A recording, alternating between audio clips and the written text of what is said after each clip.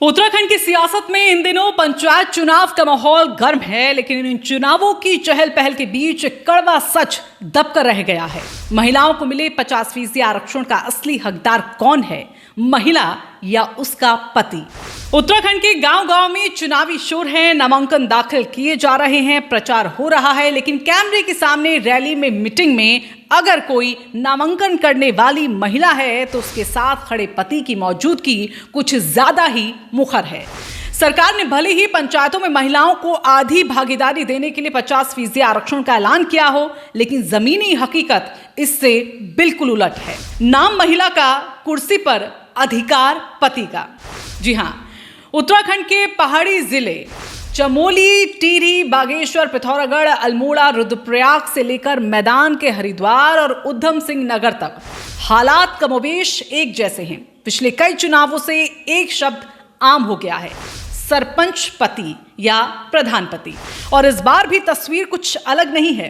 पिथौरागढ़ जिले की बात करें तो नामांकन दाखिल करने के पहले दिन से ही ज्यादातर नाम पुरुषों के दिखे, जबकि फॉर्म किसी महिला के नाम से भरा गया था। नामांकन के लिए लाइन में खड़ा शख्स, प्रचार के दौरान माइक पर बोलने वाला शख्स और यहां तक कि पंचायत मीटिंग में हिस्सा लेने वाला शख्स, सब पति ही है। सवाल उठता है कि जब हर जिम्मेदारी, हर निर्णय, हर दस्तखत पति कर रहा है तो आरक्षण का फायदा किसे मिला? आरक्षण का मकसद था महिलाओं को सत्ता में भागीदारी देना, उन्हें फैसले लेने की ताकत देना। लेकिन अगर यह फैसला भी कोई और ले रहा है तो इसे बदलाव कहेंगे या फिर दिखावा?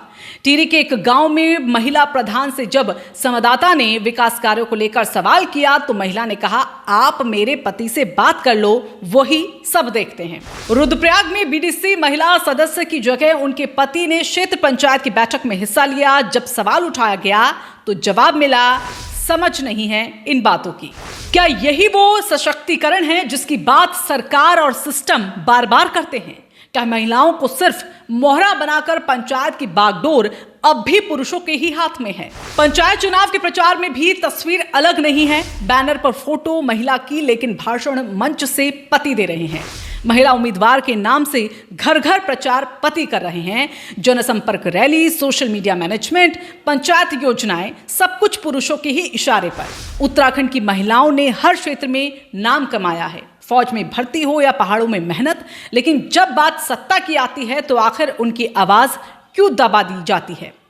देवभूमि की बेटियां आज भी गांव की जमीन से जुड़ी हुई हैं। वो खेती करती हैं, पानी भरती हैं, घर चलाती हैं, बच्चों को पालती हैं, लेकिन जब लोकतंत्र का सबसे बड़ा अधिकार उन्हें मिलता है, निर्णय लेने का, तो वो किसी और को सौंप देती है, या यूं कहें कि उनसे छीन लिया जाता है।